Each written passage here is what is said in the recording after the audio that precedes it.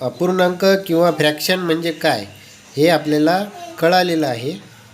आता पुढे बघूया सममूल्य अपूर्णांक किंवा इक्विव्हॅलंट फ्रॅक्शन म्हणजे काय. आता हे तिन्ही अपूर्णांक आपण बघा, आकृती पहिली, दुसरी, तिसरी, तिन्हीमध्ये याची किंमत आहे 1/2. या पहिल्या वर्तुळाची छायांकित भाग, हा जो छायांकित भाग आहे दोनपैकी एक रंगवलेला आहे, याची किंमत 1/2. या 4 समान भागापैकी 2 रंगवलेले आहेत, याची किंमत 2/4.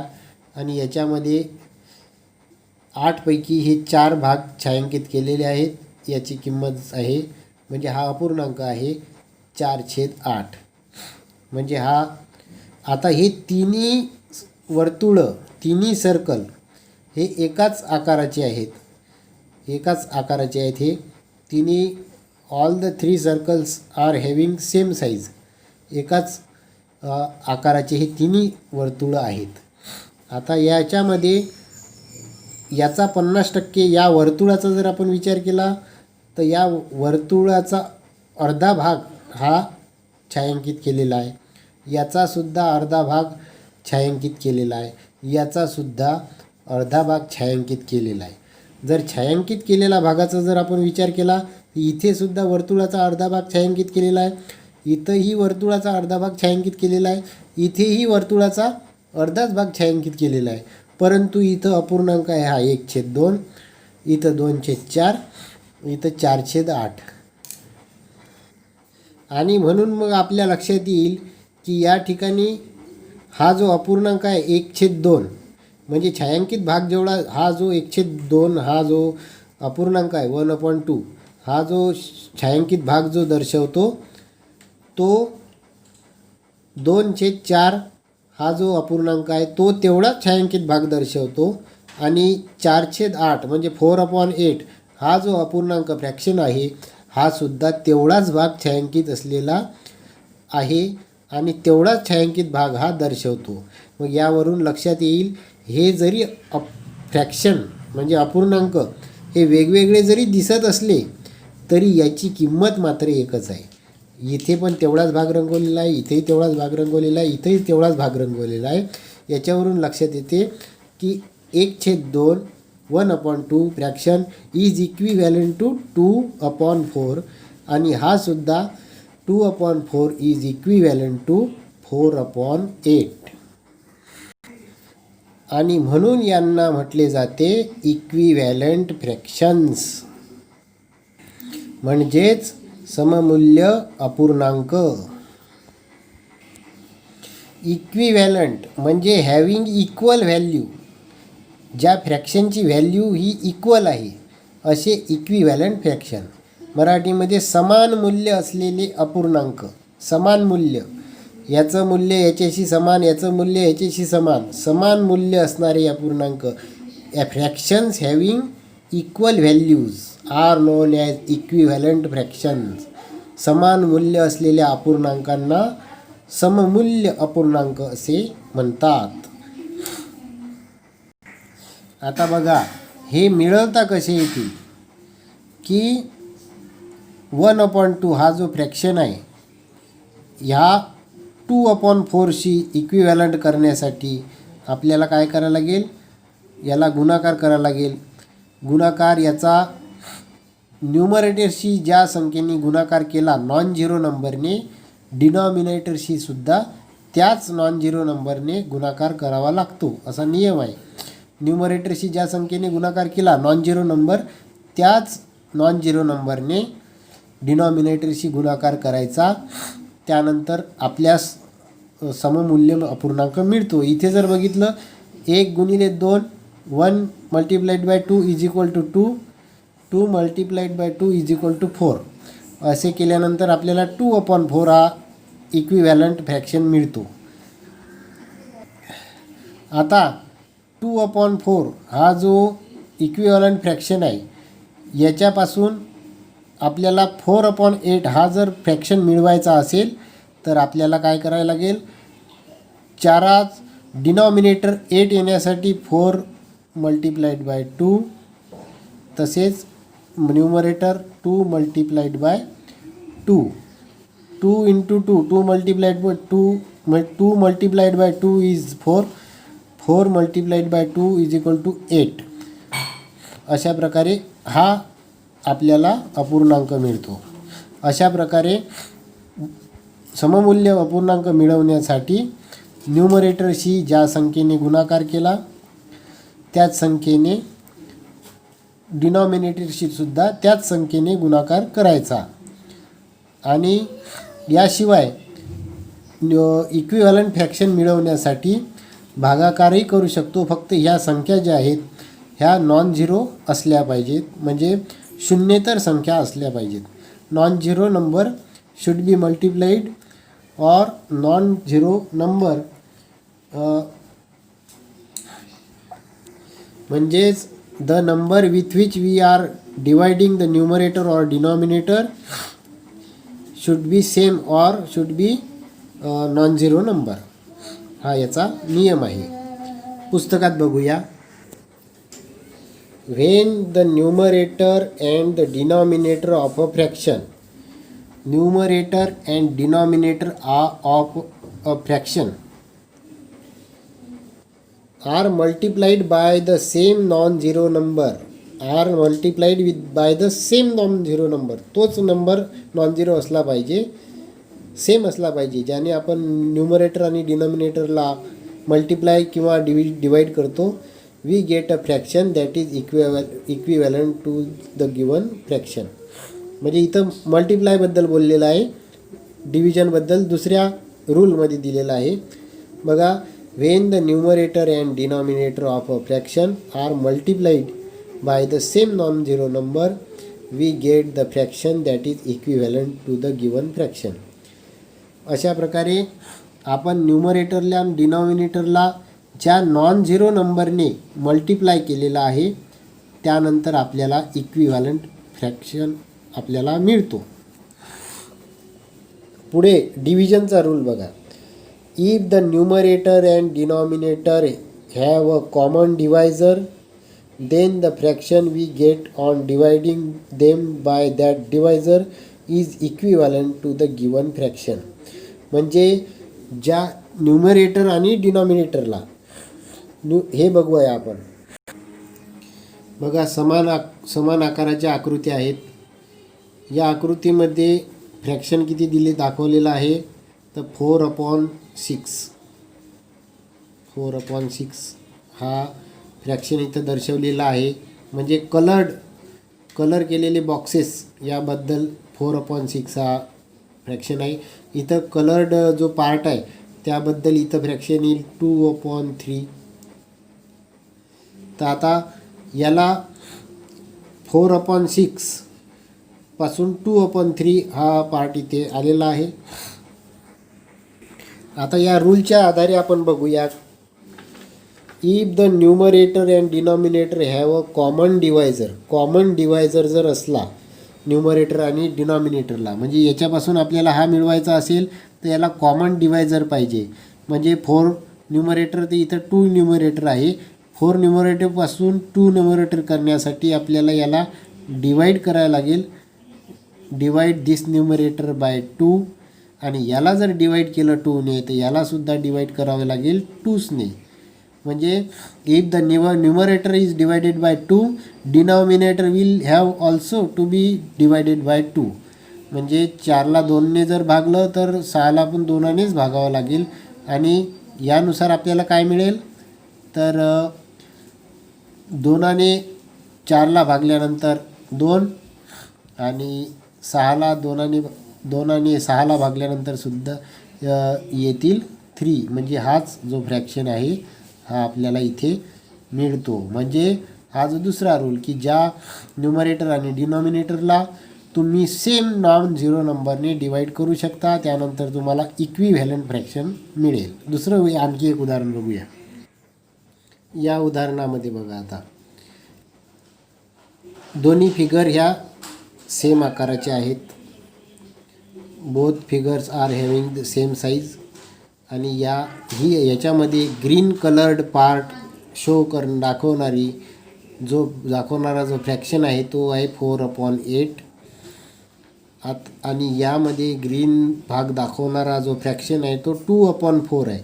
पण आकृत्या पाहिल्यानंतर तुमच्या लक्षात येईल की याच्यामध्ये जो हिरव्या रंगाचा पार्ट आहे तेवढाच हिरव्या रंगाने रंगवलेला ह्याच्यामध्ये सुद्धा पार्ट आहे. बरोबर एवढा पार्ट आणि याच्यामध्ये इतका पार्ट सेम आकाराचा हिरव्या रंगाने रंगवलेला आहे. पण फक्त फरक याच्यामध्ये 4 भाग पाडलेले आहेत, त्याच्यामध्ये 2 भाग आहेत. तर 4/8ला डिवाईड जर 2ने केलं तर डिनॉमिनेटरला सुद्धा 2नेच डिवाईड करावं लागेल. अशा प्रकारे बाय डिवायडिंग 4/2 वी गेट 2 आणि डिनॉमिनेटरला बाय डिवायडिंग 2 वी गेट 4. म्हणजे या फ्रॅक्शनला 2ने डिवाईड केल्यानंतर 2/4 हा फ्रॅक्शन आपल्याला मिळतो जो याच्याशी इक्विव्हॅलंट आहे. अशा प्रकारे फ्रॅक्शनचा डिव्हिजनचा रूल हा आपल्याला कळला असेल. आता प्रॉब्लेम सेट बघूया. Problem set 17. Write the proper number in the box. इथे लिहिलेलं आहे. नोटबुकमध्ये किंवा रजिस्टरमध्ये याप्रमाणे हेडिंग टाकायचं. Problem set 17 question number 1 write the proper number in the box. अशा फ्रॅक्शन अशा पद्धतीने तुम्हाला लिहायचं आहे. 1 नंबर टाकायचा. मेन क्वेश्चन नंबर 1 आहे, त्याच्यामध्ये सब क्वेश्चन आहे 1. इथं नंबर टाकायचा, त्याला ब्रॅकेट करायचा. 1/2 अपॉनचा जी डॅश आहे ती या रेषेवर आली पाहिजे. ही जी रेष आहे याप्रमाणे बरोबर इज इक्वल टू इक्वलचं जे साईन आहे ते याप्रमाणे मधोमध घ्या. पुढे अपॉन हे या रेषेवर आलं पाहिजे. याप्रमाणे त्याची मांडणी तुम्ही करायची. आता 1/2 is equal to box divided by किंवा अपॉन 20. म्हणजे आपल्याला डिनॉमिनेटर इथे 2 आहे तर त्याचा 20 या फ्रॅक्शनमध्ये आलेला आहे. 2पासून 20 जर करायचं असेल आपल्याला तर काय करावं लागेल. आपल्याला 2 जो डिनॉमिनेटर आहे त्याला 10ने तुम्ही ज्यावेळेस मल्टिप्लाय कराल त्यावेळेस डिनॉमिनेटर तुम्हाला मिळेल 20. 2 multiplied by 10 is equal to 20. त्याप्रमाणे 1ला सुद्धा मल्टिप्लाय 10ने करावं लागेल. If you multiply numerator by the non zero number you will have to multiply the denominator with the same non zero number. हा जो नॉन झिरो नंबर आहे ज्याने तुम्ही याच्याशी गुणाकार केला त्याच नंबरने डिनॉमिनेटरशी सुद्धा तुम्हाला गुणाकार करावा लागेल. म्हणजे तुम्हाला काय मिळेल मग 1 multiplied by 10 is equal to 10. म्हणजे तुमचा जो नंबर आलेला आहे हा आहे याप्रमाणे 10. अशा प्रकारे इथे तुमचं उत्तर आहे ब्रॅकेटमधलं 10. दुसरं उदाहरण बघा. इथं 3/4 is equal to 15 upon box. बघा हे मांडणी करू याची वहीमध्ये. बघा 3/4 is equal to 15 upon box. आता 3चे 15 करण्यासाठी आपल्याला काय करावं लागेल. 3पासून 15 येण्यासाठी 3 multiplied by 5. 3 multiplied by 5 is 15. 3 5 15. आणि तसं 4चा सुद्धा मल्टिप्लाय आपल्याला 5ने करावं लागेल. इथे 5ने गुणाकार केला, इथे सुद्धा 5नेच गुणाकार करावा लागेल.